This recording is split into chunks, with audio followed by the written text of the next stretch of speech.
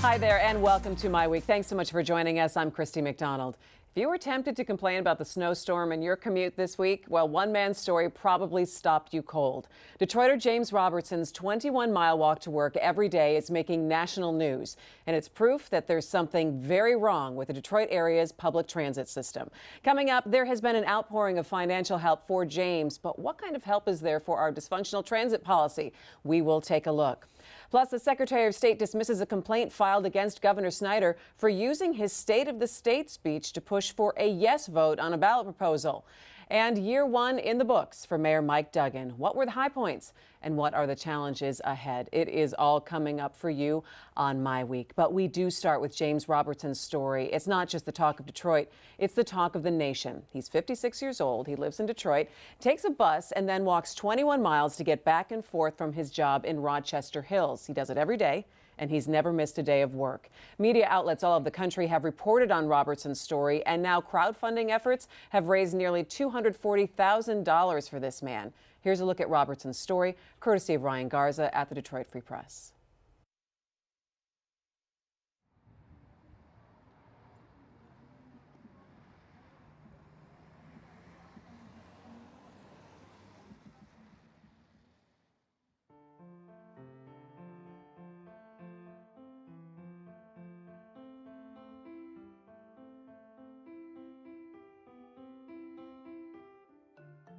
It's extremely tiring. There's no question about it. But I think it's also the will to do it. By the time Friday comes, you're mentally and physically drained. You know, you feel like you're down and out. You know, and you gotta like pull something extra out of you.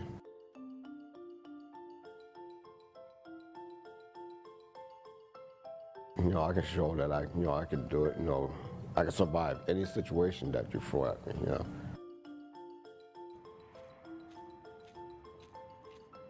They said that if there's a will, there's a way. That's something I never forget.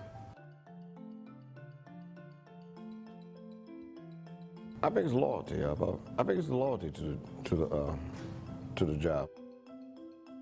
You know, if I can do it until they decide they don't need me anymore.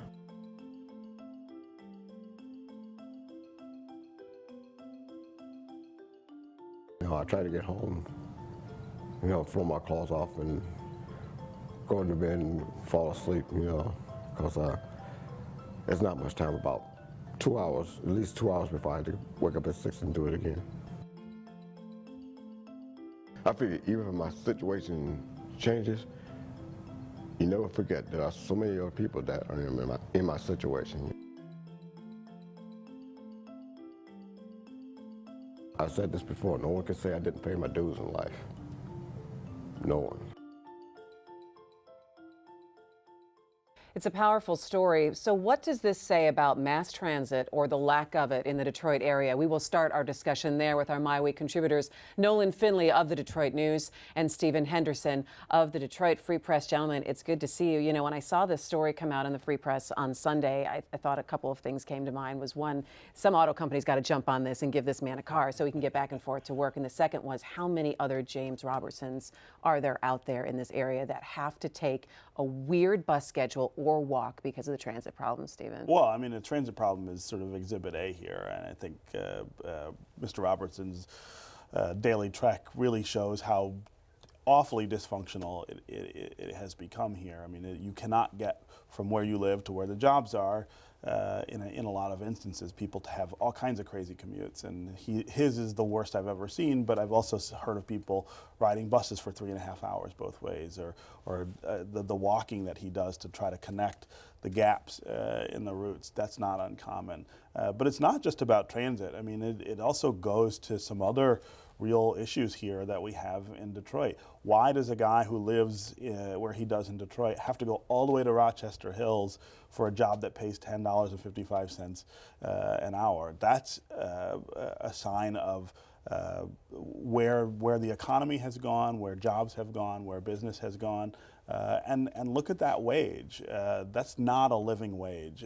This is a guy, that's his only means of support. I couldn't live on $10.55 an hour. I don't know anyone else who could. There are a lot of problems here that point to things we need to start talking about and dealing with.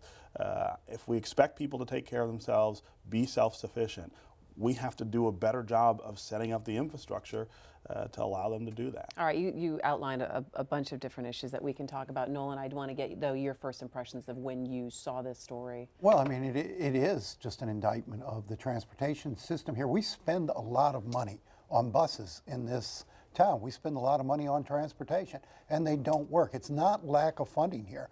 We have 2 dysfunctional bus systems already in place, and we're about to layer on a 3rd bus system with this Bus Rapid Transit Authority, and no plans as of this point to put them together, to make them sync. And you know, we've been living with this in this community for decades. Since SMART started, we've had 2 bus systems that don't mesh. All right, so let's go back then. Let's go back a little bit and talk about how we got to this place in terms of, we know that there was urban sprawl, we know that highways were built, but why is it that Detroit, when you come here, you can't get from the airport to downtown in an easy public transit way? Are we alone in the country in terms of not having a good funcking transit system? I don't know if we're alone. I mean, I think if you talk to people in other cities, they'll also talk about gaps in the system, the sprawl issue, and how much harder it is for people to get to jobs. To make living wages. I don't think that's unique to Detroit. What is unique to Detroit is the extent of the problem. I can't think of any other metro area that has what we have, which is basically nothing. As Nolan pointed out, we have 2 systems that can't function properly. SMART, because of the way it's structured, with the opt-outs, the huge gaps in the system, and DDOT because it's explain the opt-outs though for people. You have a bus system that communities can decide whether or not they're going to participate in it and pay for it. And we have these millages that come up every year, and people get to decide whether they're going to be part of it or not. And you have 40 communities in Oakland County, and I think another 20 or so in Macomb, who all say, well, we don't want to do that. And of course, that doesn't just affect the people who live in that city; it affects the entire region. And so somebody like Mr. Robertson has to walk through places where the SMART bus doesn't go. And a number of communities have opted out for the reason that their residents, their community members, their taxpayers don't use the system. And if the system worked better, if the system were more efficient, if you could actually count on it from getting from here to there on a consistent basis, you would build a better constituency for the bus service. Yeah. And we've never had that here. All right, so now talk to me a little bit about the Regional Transit Authority that it was created in 2012, but that really doesn't even have the funding behind it to have strength. Not yet. But that funding, they're going to be asking people for funding in 2016, and are people really going to want to open their pocketbooks to do that? I want to be more optimistic than Nolan is being right now about it. But Nolan is never optimistic, though. I mean, have you met him? But I also, I think it's going to be a hard sell. People here don't believe anymore in transit, right? They don't believe that it works. They don't believe that it helps grow the economy or opportunity.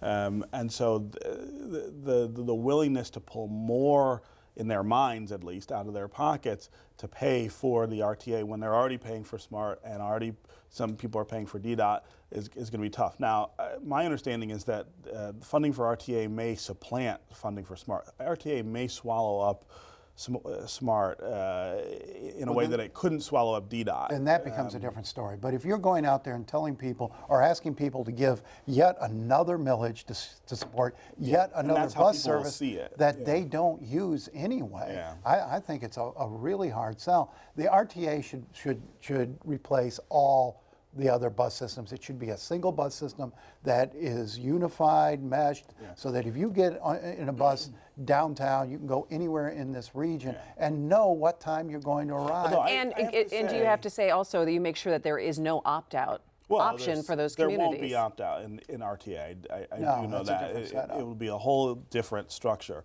I will say that there are all kinds of regions in the country, metro areas, that have more than one system. If you go to Chicago, for instance, there are several different systems. You've got the L that everybody knows about in the city. You have Metro, which is a But isn't a it all commuter run by train. the same transit authority? It's not. They're different, but they work together is the point, and they plan things so that there aren't big gaps in the system. There is not this antagonism either between the systems or between the communities.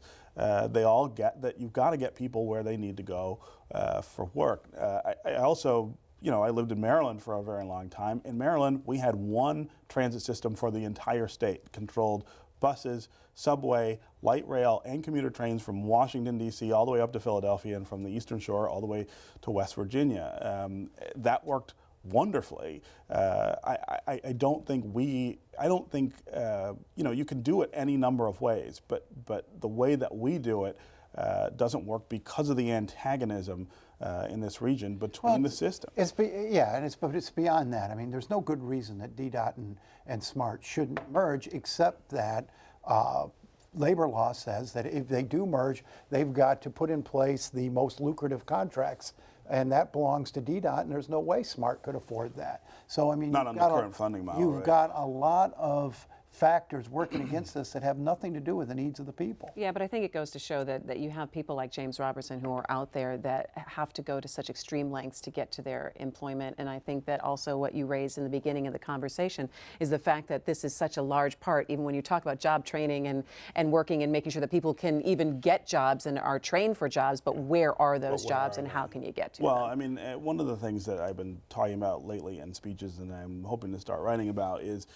the sort of rural dynamic that poverty in Detroit has started to take on, and that has to do with the isolation of poverty in the city. If you live where Mr. Robertson does, that job in Rochester Hills may be the closest job that he's qualified to do and can hold down. That is not what you find generally in big cities. The whole idea of a city is that even people who don't have a lot of economic opportunity live close by to people who do, and therefore they have access to services and jobs that they wouldn't be able to necessarily provide for themselves. Detroit, that's sort of going away, and that means we have to think about it differently, attacking poverty differently. Here, you attack it the same way you would in some rural parts of Appalachia, for instance, or in the Deep South, where people are disconnected from opportunity. Well, we know that a lot of people have stepped up and raised money for Mr. Robertson, so it will be interesting to see where his story goes from here.